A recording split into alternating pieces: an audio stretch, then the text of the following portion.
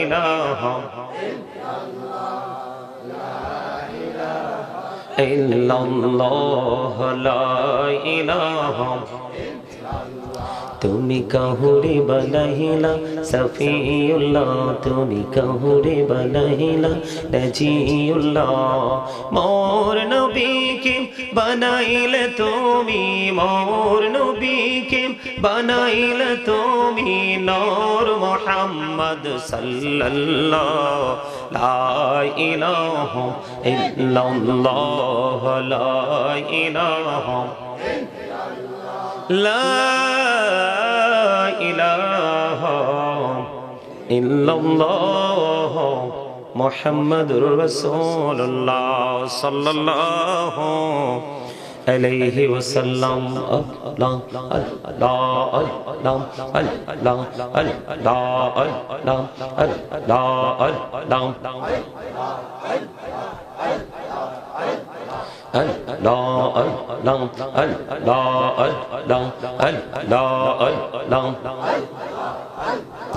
এই নামেতে এত মধু এই নামেতে এত মধু জাহানি তো আগের দয়াল জাহানি তো আগে যতই জপি নামটি তোমার যতই জপি নামটি তোমার তোহ তুই মধুর লাগে রে দয়া তোহ তুই মধুর লাগে আল্লাহ আল্লাহ আল্লাহ আল্লাহ আল্লাহ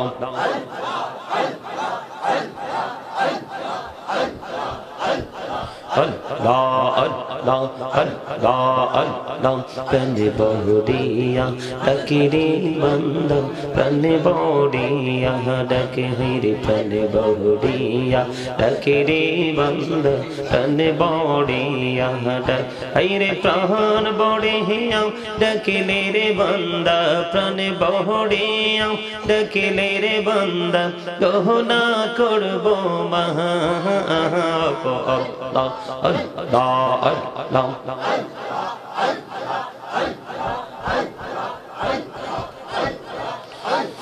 La ilaha illallah Muhammadur Rasulullah sallallahu alayhi wa sallam উপস্থিত উলামায়ে কেরাম দাড়ি পাকা আমার মুরব্বী বাবারা যুবক ভাইয়েরা পর্দানিশী আমার মা ও বোনেরা বিশেষ করে আজকে রঘুরামপুর দক্ষিণ পাড়া যুব সমাজের উদ্যোগে পঞ্চমতম ইসলামী সুন্নি মহাসম্মেলনের আয়োজন করেছেন। এই সম্মেলনে আজকে যাদেরকে আপনারা আমন্ত্রণ জানিয়েছেন আমন্ত্রিত অতিথিবৃন্দ উপস্থিত যারা রয়েছেন তারা সহ যারা টাকা দিয়ে পয়সা দিয়ে অর্থ দিয়ে বুদ্ধি দিয়ে শ্রম দিয়ে সার্বিক সহযোগিতার মাধ্যমে এই প্রতিকূল অবস্থার মধ্যে থাকার পরেও এত সুন্দর একটা জান্নাতের বাগান সাজিয়েছেন সকলের প্রতি আন্তরিক সালাম। আসসালামু আলাইকুম ওয়া রাহমাতুল্লাহি ওয়া বারাকাতুহু। আমরা আল্লাহ রাব্বুল আলামিনের দরবারে লক্ষ কোটি শুকরিয়া জ্ঞাপন করছি যে মহান রাব্বুল আলামিন আজকে আমাদেরকে এই রঘুরামপুর দক্ষিণপাড়া ইসলামী সুন্নি মহাসম্মেলনে আসার তৌফিক দিয়েছেন বসার তৌফিক দিয়েছেন। আল্লাহর হাবিবের শানে কয়েক মর্তবা দুরূদ ও সালাম আল্লাহর জিকির করার তৌফিক আল্লাহ আমাদেরকে দিয়েছেন সে শুকরিয়া তান সকলে একবার পড়ুন আলহামদুলিল্লাহ আরো জোরে পড়ুন আলহামদুলিল্লাহ। সম্মানিত উপস্থিতি আমি আমার আলোচনা শেষ শুরু করার পূর্বে আপনাদেরকে একটা অনুরোধ করব। সেই অনুরোধটা হলো আপনাদের সামনে যে ফাঁকা জায়গাগুলো আছে এগুলো একটু ফিল আপ করে বসুন। পিছনে মানুষ দাঁড়িয়ে আছে, আসেন একেবারে পিছনের দিকে তাকানোর দরকার নাই, সবাই আমার একবারে কাছাকাছি চলে আসেন, আসেন একদম সামনে চলে আসেন, আসেন সবাই আসেন একদম সামনে। আরে কি আশ্চর্য কথা, সামনে আপনার সামনে খালি জায়গা, পিছনে দাঁড়িয়ে আছে মানুষ, সবাই আসেন ফাঁকা জায়গা। শীতের সময় তো যত কাছাকাছি হয়ে বসবেন ততই তো সুন্দর এবং আরাম। ফাঁকে ফাঁকে বসা তো এটা জান্নাতের বাগানের নিয়ম না, কথা বলবেন না। দয়া করে আপনাদেরকে বলছি সামনে আসার জন্য, আপনাদের কথা বলার কোনো প্রয়োজন নেই, আপনারা কথা বলবেন না। আবার পিছনে যদি জায়গা না হয় আপনার ওই বাম কেউ করতে পারেনি, কেউ পেট ভরে খায়, কেউ খেতে পারেনি। আমি সেই দৃষ্টিকোণ থেকে কথাটা বলছি না, আমি বলছি ওই দৃষ্টিকোণ থেকে দুনিয়াতে ইনকামটা যার সক্ষমতা আছে সে করতে পারে, আর যার সক্ষমতা নেই সে করতে পারে না। এটা একটা মানুষের সফলতা এবং একটা মানুষের ব্যর্থতা, এটার জন্য দায় কিন্তু তাকেই নিতে হয়। এই দায় কিন্তু কাউকে দেওয়া যায় না। আপনারা কি আমার কথা বুঝেন? আপনি আজকে খাবার খেতে পারছেন না, এটার জন্য দায়ী কিন্তু আপনি। আল্লাহ আপনাকে দুটি চোখ দিয়েছে, হাত দিয়েছে, পা দিয়েছে, এগুলোকে কাজে লাগানোর জন্য। আপনি এগুলোকে কাজে লাগাতে পারেননি, আজকে আপনার দৈনন্দিন জীবনের চাহিদা আপনি পূরণ করতে পারেন না। এটা হচ্ছে আপনার পার্সোনাল ম্যাটার, একেবারেই এটা আপনার একান্ত ব্যক্তিগত একটা সমস্যা।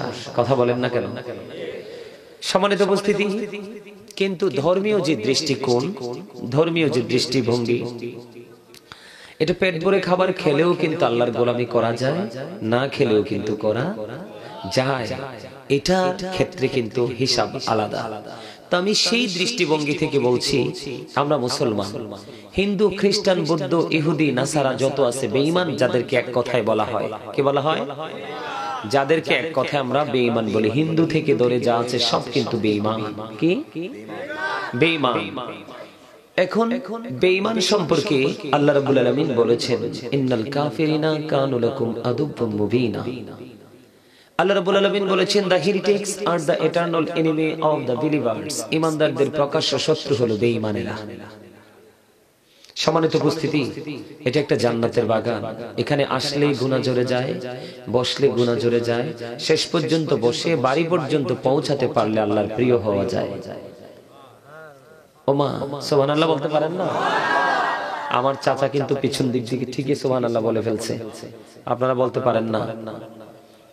সম্মানিত উপস্থিতি, আলোচনা শুনতে আসছেন না?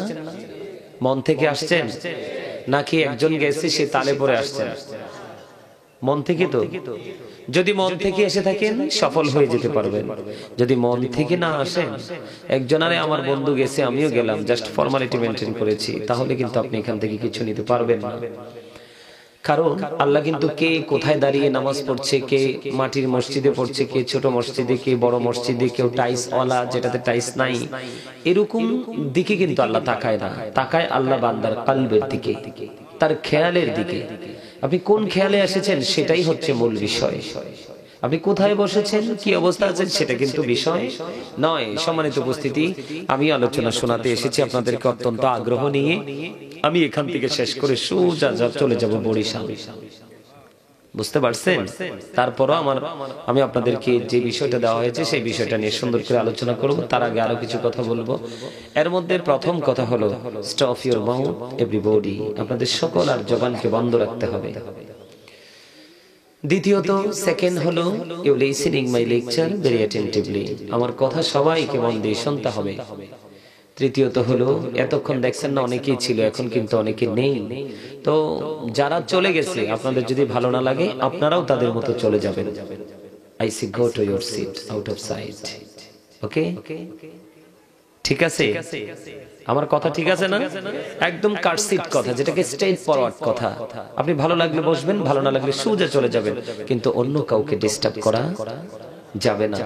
এই জন্য বলছি কথাটা, হিন্দু, খ্রিস্টান, বেঈমান যারা আছে, আল্লাহ কি বলেছেন? বেঈমান কাফেরেরা মুসলমানের প্রকাশ্য শত্রু। বেঈমান কাফেররা কোথায় যাবে? হাসা যাবে না, এখানে আপাতত ওয়াজ চলাকালীন হাসি বন্ধ রাখতে হবে। এই বেঈমান কাফেররা কোথায় যাবে এটা আপনারা সবাই জানেন তো। বেঈমান কাফেরদের জন্য বরাদ্দ কোনটা? জাহান্নাম। আল্লাহ বলছে, উইদ্দাত লিল কাফিরিন। বেঈমান কাফেরদের জন্য আল্লাহ জাহান্নাম বরাদ্দ করে রেখেছেন। আর মুমিন যারা, তাদের জন্য আল্লাহ ওয়াজ করেছেন, উইদ্দাত লিল মুত্তাকিন। আল্লাহ মুত্তাকিনদের জন্য জান্নাত বরাদ্দ করেছে। এখানে বুঝতে হবে, সব মুসলমান কিন্তু মুত্তাকিন নয়, সব মুসলমান কিন্তু ঈমানদার নয়। বুঝে নিতে হবে, কিন্তু সকল মুত্তাকিন মুসলমান। সুবহানাল্লাহ। আর জোরে, আরেকটু মহব্বতে সুবহানাল্লাহ। জান্নাতের বাগানের ফল মুমিনরা যত খায় তত ভালো লাগে। সুবহানাল্লাহ মানে কি? জান্নাতীদের জন্য ফল। ফল খেতে কেউ ভালোবাসে না? সবাই তো ভালোবাসে। দুনিয়ার ফল খেলে দেহের পুষ্টি মিলে, আর জান্নাতের বাগানে রুহানিয়াতের ফল হচ্ছে সুবহানাল্লাহ, আলহামদুলিল্লাহ, আল্লাহু আকবার, লা ইলাহা ইল্লাল্লাহ। কাউকে সৎ কাজের জন্য ডাকা, আবার কাউকে অসৎ কাজের জন্য বারণ করা। হুব্বা ফিল্লাহ ওয়াল বুগদা ফিল্লাহ, love for Allah and hate for Allah. এগুলো হচ্ছে জান্নাতীদের জন্য ফল। এগুলো খেতে জান্নাতীরা মুত্তাকিরা ভালোবাসে। কিন্তু যারা মুত্তাকি হতে পারেনি, 100% ইমানদার হতে পারেনি, তাদের কাছে কিন্তু এগুলো ভালো লাগবে না। তাদের কাছে ভালো লাগবে হচ্ছে আপনার বেঈমান কাফেরদের যে অপসংস্কৃতি, সেটাকে তারা চর্চা করতে পছন্দ করবে, তাই না? সম্মানিত উপস্থিতি, আজকে কিন্তু আমরা ইসলামের প্রতিকূলে অবস্থান করছি। আমরা কোথায় অবস্থান করতেছি? ইসলামের উল্টো দিকে দাঁড়িয়ে আছি আমরা। কোন দিকে? উল্টো দিকে। আমরা কিন্তু নেগেটিভ, আমরা কিন্তু পজিটিভ নই। আমরা নেগেটিভ হয়েছি কেন?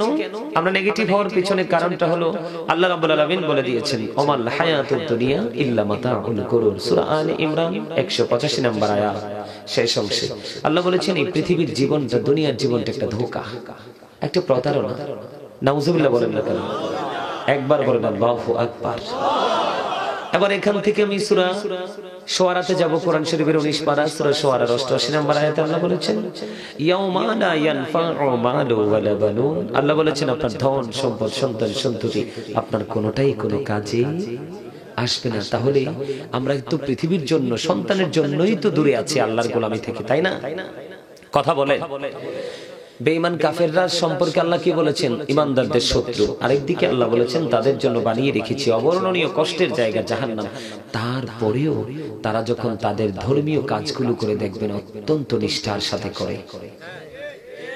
তাদের পুজো, আমি আমাদের দেশে আছে বেশির ম্যাক্সিমামই হিন্দু, অন্য ধর্মের লোক কিন্তু খুবই কম, বৌদ্ধ আছে কিছু, কিন্তু ম্যাক্সিমামে আমাদের দেশে বিভিন্ন মহল্লায় দেখা যায় হিন্দু, বিভিন্ন জেলায় দেখা যায় হিন্দু। হিন্দুরা যখন পুজো করে, দেখবেন তাদের ঘরে কিন্তু কেউ থাকে না। তাদের রীতি অনুযায়ী কিন্তু তাদের বাচ্চা কাচ্চা, নারী পুরুষ সবাই কিন্তু মাঠে নেমে আসে, কিন্তু অথচ তাদের এই ধর্মটা একেবারে ধোঁকা। তাদের এই ধর্মের স্রষ্টা হলো শয়তান। তাদের ধর্মের স্রষ্টা কে? এই ইহুদি বেঈমান কাফেরদের ধর্মটাকে ক্রিয়েট করেছে শয়তান। এখন শয়তান কার বন্ধু? যারা জাহান্নামী তাদের বন্ধু। মুমিনদের কখনো শয়তান বন্ধু হতে পারে না। কেন পারে না? আল্লাহ বলেছেন, ইন্না কাইদা শাইতানি কানা দাঈফা। আল্লাহ বলেছেন, শয়তান ডিসিপশন ইজ ভেরি উইক। শয়তানের ধোঁকা মুমিনের জন্য একেবারে দুর্বল। তার মানে এখান থেকে বোঝা যায় শয়তান হচ্ছে মুমিনের অপোজিট পার্টি, এগেইনস্ট পার্টি, তাই না? এই জন্য আল্লাহ বলেছেন, মুমিন কি করতে? ভালো কাজ করতে পছন্দ করে, সুন্দর কাজ করতে পছন্দ করে। এই কাজের ক্ষেত্রে যত বেশি প্রতিবন্ধকতা সৃষ্টি করুক না কেন শয়তান, মুমিনকে আটকাতে পারে না। তাহলে এই ধর্মের স্রষ্টাকে, কথা বলেন, শয়তান কে? আর আমাদের ধর্ম আল্লাহর মনোনীত ধর্ম। ইন্না দীনা ইনদাল্লাহিল ইসলাম। ইসলাম is not only a religion but also complete code of life. ইসলামটা আল্লাহর মনোনীত ধর্ম। এই ধর্মের মধ্যেই আছে পরিপূর্ণ এবং পূর্ণাঙ্গ জীবন ব্যবস্থা। সুবহানাল্লাহ বলেন না কেন? আরে আরো জোরে বলেন না সুবহানাল্লাহ। আপনারা কি আমার কথাগুলো বুঝতে অসুবিধা হয়? শুনতে খারাপ লাগে? সবার কাছে ভালো লাগে? কার কার কাছে ভালো লাগে হাত তোলেন তো দেখি। দুই হাত একদম সোজা করে। আল্লাহু আকবার। ইয়া রাসূলুল্লাহ, জিন্দাবাদ জিন্দাবাদ। আল্লাহু আকবার। আলহামদুলিল্লাহ বলেন। হাত নামান। সম্মানিত উপস্থিতি, এই তুমি আসছো এত হাসাহাসি কেন? আসছো জায়গা খুঁজে বসে যাবা। জায়গায় নালে এইদিকে আসো, এই যে এখানে আসো, আমি ওইদিকে চোখ ঘুরাইলে তোমাকে দেখবো, ওইদিকে আসো, বসো। ওকে, সম্মানিত উপস্থিতি, আমার দিকে তাকা। তো আজকে আমরা কিন্তু আমাদের ধর্মীয় কাজের দিকে আমাদের কোনো আগ্রহ নেই।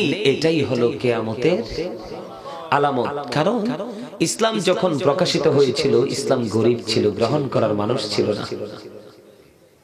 এখন ইসলামটা আল্লাহ রাসূলের পর থেকে 1450 বছর 1500 বছরের কাছাকাছি চলে আসছে। ধীরে ধীরে আবার কিন্তু ইসলামটা গরিব হয়ে গেছে। যেমন নারীদের মধ্যে থাকার কথা ছিল মা খাতুনে জান্নাত ফাতেমা রাদিয়াল্লাহু তাআলা আনহার আদর্শ, তাই না? কিন্তু সেটা কি আমার মা বোনদের কাছে আছে? আছে? আমার নবী বলেছেন আনা মাদিনাতুল ইলমি ওয়া আলিউন বাবুহা। রাসূল বলেছেন I am a city of education, the gate of that city is Ali. আমার নবী বলেছেন আমি হলাম শিক্ষার শহর আর সেই শহরের দরজা হলো আলী। তোমরা তো শিক্ষার শহরে ঢুকতে হলে আলীকে ফলো করার কথা ছিল। হযরতে আলী ইসলামের চতুর্থ খলিফা, জান্নাতে যুবকদের সরদার ইমাম হাসান হোসেনের বাবা, তাদের তো ওনাকে তো তোমরা ফলো করছো না। তাহলে আমরা কি আমাদেরকে তাকান? আরে ক্যামেরার দিকে তাকানোর কোনো দরকার নাই আপনাদের। ক্যামেরার কাজ ক্যামেরা করবে, ওরা ভিডিওটা ধারণ করবে। আমি আপনাদেরকে কি বলতে চাই, আপনারা আমার কথাগুলো একটু দয়া করে শুনুন। সেটা হলো যে মা বোনদের কাছে থাকার কথা ছিল কার আদর্শ? মা খাতুনে জান্নাত ফাতেমার আদর্শ, তাই না? কিন্তু আজকে আমাদের মা বোনদের কাছে কি আছে এটা? নাই। কেন নাই? এটার জন্য দায়ী হলো পুরুষ। এটার জন্য দায়ী কে? একটা স্বামী তার স্ত্রীকে সব ধরনের ট্রেনিং দিতে হবে, এটা স্বামীর দায়িত্ব। কারণ বিবি তো পরাধীন, স্বাধীন না, স্বামীর অধীনে কাজ করছে, তাই না? এখন বিবিকে সে যেইভাবে চালাবে সেইভাবেই চলবে। এই আদর্শটাকে কেন লালন করতে হবে? কারণ আমরা কিন্তু চিরকাল এই পৃথিবীতে থাকবো না। আমরা চিরকালই পৃথিবীতে থাকবো? আমরা চিরকালই পৃথিবীতে থাকবো না। আমার দিকে তাকান। থাকবো। অল মেন উইল ডাই, সকল মানুষ কি মরতে হবে। কুল্লু নাফসিন যায়িকাতুল মউত, এটা আল্লাহ বলেছেন মিনহা খালাকনাকুম